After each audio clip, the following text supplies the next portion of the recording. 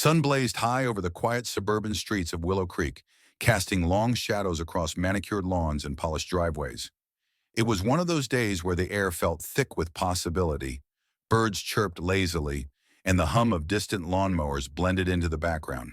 For Marcus Tate, it was supposed to be a simple Saturday, a quick drive to the grocery store in his sleek, midnight blue Dodge Viper, a car he'd spent years saving up for after his last deployment. He loved the way the engine purred, the way heads turned when he cruised by. It wasn't just a car to him, it was a symbol of everything he'd fought for, both overseas and at home. Marcus, a 34-year-old Navy SEAL veteran, had seen more than his fair share of chaos. 6 tours in some of the world's most unforgiving places had honed his instincts and sharpened his resolve. Back in the States, he kept a low profile, settling into civilian life with a modest house and a steady job training new recruits part-time. His broad shoulders and quiet confidence hinted at his past, but most people in Willow Creek didn't know the half of it. To them, he was just the friendly guy who waved from his porch or stopped to help a neighbor with a flat tire. That morning, Marcus pulled into the parking lot of the local supermarket, easing the Viper into a spot near the entrance. He stepped out, stretching his arms as the sun glinted off the car's polished hood. He wore a plain gray t-shirt and jeans. Nothing flashy, just comfortable. As he locked the doors with a soft beep, he noticed a woman standing a few spaces down, glaring at him. She was middle-aged with a tight blonde bob and a pinched expression, her arms crossed over a bright red blouse. Her eyes darted between Marcus and his car, and something about her posture screamed trouble. He'd seen that look before, too many times if he was honest, but he brushed it off. He wasn't here for drama, he just needed some milk and eggs. Inside the store, Marcus moved quickly through the aisles, tossing items into his cart. He was halfway down the cereal section when he heard a commotion outside. Raised voices, sharp and angry. Instinct kicked in. He abandoned his cart and headed for the exit, his strides long and purposeful. As he stepped into the parking lot, the scene hit him like a punch to the gut. The woman from earlier, red blouse, blonde hair, was standing next to his Viper, a crowbar in her hands. The driver's side window was shattered, glass glittering across the asphalt like tiny diamonds. She was mid-swing, bringing the metal bar down onto the hood with a sickening crunch. Marcus froze for half a second, disbelief washing over him, before his training took over. He didn't yell, didn't charge. He just walked toward her, his voice low and steady. "Ma'am, what are you doing?" She spun around, her face flushed with fury. Up close, Marcus could see the wildness in her eyes, the kind of anger that didn't care about consequences. She pointed the crowbar at him like it was a weapon, her voice shrill. "You don't belong here. People like you don't get to drive cars like this. Who'd you steal it from, huh?" Marcus raised his hand slightly, palms out, keeping his tone calm. "This is my car. I paid for it. Put the crowbar down and we can talk." "Talk?" she spat, stepping closer. "I don't talk to thieves. I know your type, thinking you can just roll in here, showing off, acting like you own the place." Her words dripped with venom, each one laced with assumptions Marcus had heard 1,000 times before.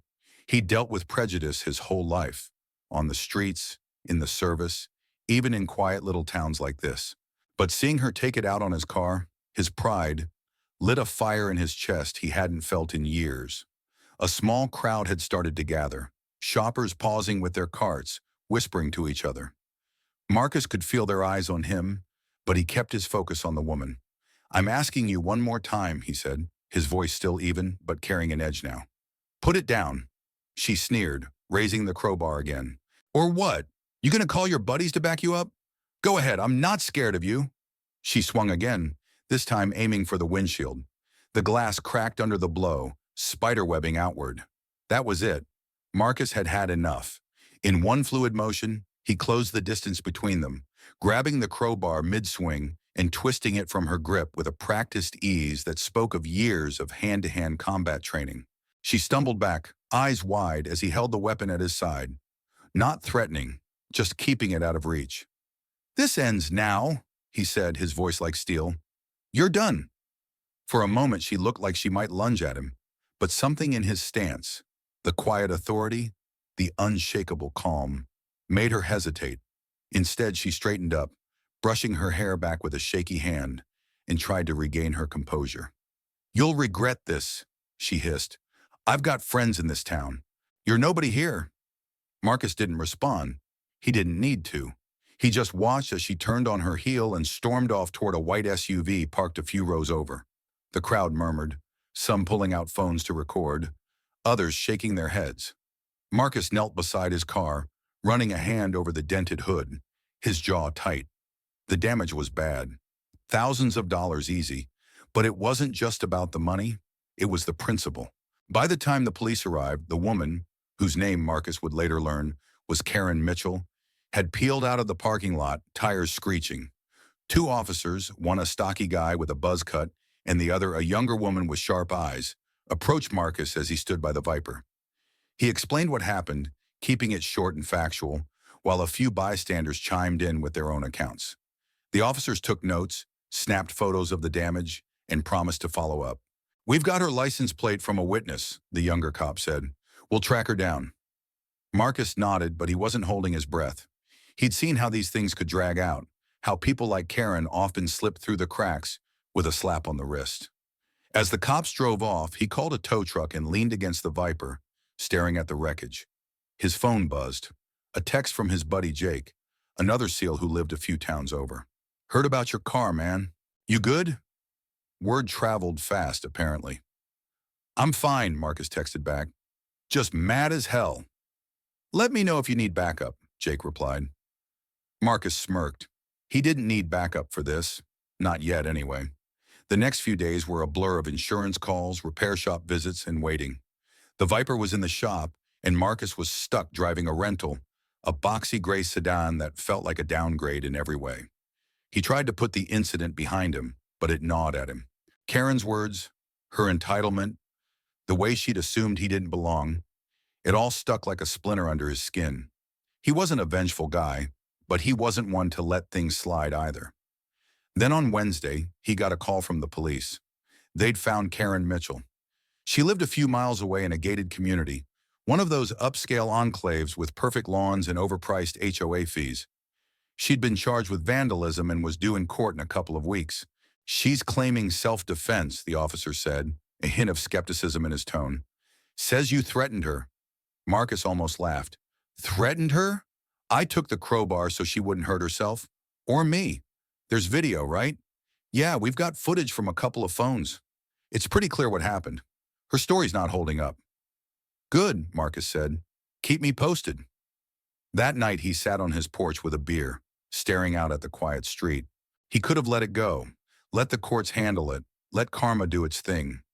But something told him Karen wasn't done. People like her rarely were. And sure enough, the next morning, he woke up to a flood of notifications on his phone. Someone had posted a video of the parking lot incident online, and it had gone viral overnight. The caption read, "Racist woman destroys Navy SEAL's car, gets what's coming." Marcus groaned. He hadn't told anyone outside his close circle about his SEAL background. But someone must have pieced it together. Maybe Jake, maybe a neighbor who'd heard him mention it once. The video was everywhere. Twitter, Facebook, local news sites. Commenters were tearing Karen apart, calling her out by name after someone dug up her social media. Her profiles were a mess of locked accounts and deleted posts, but the damage was done. Marcus watched the clip again, wincing at the sound of the crowbar hitting his car, but he couldn't help a small, grim satisfaction at seeing her exposed. She'd picked the wrong guy to mess with. By Friday, the story had taken on a life of its own. Reporters showed up at Marcus's door, asking for interviews. He turned them down. He wasn't here for the spotlight, but he did agree to meet with a local mechanic who'd offered to fix the Viper at a discount after seeing the video. "Man, you're a hero," the guy said, shaking Marcus's hand. "My brother's in the Navy. This one's on us." Marcus thanked him, but the word hero sat heavy on his shoulders. He didn't feel like one. Not for this. He just wanted his car back and his life to go back to normal. The court date came faster than he expected. On a crisp Monday morning, Marcus walked into the Willow Creek courthouse, dressed in a simple button-down and slacks. Karen was there, flanked by a slick-looking lawyer in a pinstripe suit. She avoided his gaze, her face pale and drawn, a far cry from the firebrand who'd smashed his windshield. The courtroom was small but packed. Reporters, curious locals, even a few of Marcus's Navy buddies who'd shown up unannounced to support him. The judge, a stern woman with gray hair pulled into a tight bun, didn't waste time. She reviewed the evidence, the video, witness statements, photos of the Viper. Karen's lawyer tried to spin a tale of her feeling threatened by Marcus's intimidating presence, but the judge wasn't buying it. "Ms. Mitchell," she said, peering over her glasses, "the footage shows you attacking a vehicle unprovoked. Your claims of self-defense are baseless." Karen mumbled something about misunderstanding, but it was weak. The judge ordered her to pay full restitution for the damages, over $15,000 once the repair bills were tallied, plus a hefty fine and 200 hours of community service. "Consider yourself fortunate this wasn't escalated further," the judge added. "Next time, think before you act." Marcus felt a weight lift as the gavel came down. It wasn't just about the money, it was the accountability. Karen shot him a venomous look as she left the courtroom, but he didn't flinch. He'd faced worse than her glares. Outside, Jake and the guys clapped him on the back. "She's lucky you didn't snap that crowbar in half," Jake said with a grin. "Thought about it," Marcus admitted, smirking, "but I figured the law could handle her." A week later, the Viper was back in his driveway, gleaming like new. Marcus ran his hand over the hood, the dents and scratches gone, the glass replaced. He took it for a slow drive through Willow Creek, windows down, letting the engine roar just enough to turn a few heads. The stares were different now, less suspicion, more curiosity. Word had spread about who he was, what he'd done. He didn't love the attention, but he could live with it. As he pulled back into his driveway, his phone buzzed. A news alert. Karen Mitchell apologizes after viral incident, vows to make amends. Marcus skimmed the article. Some PR-drafted statement about learning from mistakes and promoting unity. He snorted. It was too late for that. She'd shown her true colors, and no apology could erase the sound of that crowbar on his car. He set the phone down and leaned back in his seat, the Viper's leather cool against his skin. The sun was setting, painting the sky in shades of orange and gold. For the first time in weeks, Marcus felt at peace. He'd stood his ground, kept his cool, and come out on top, not because of who he was, but because of what he'd chosen to do. Or maybe what he'd chosen not to do. Karen might have smashed his car, but she couldn't touch what it represented. And that, Marcus thought as he closed his eyes and listened to the evening settle in, was victory enough.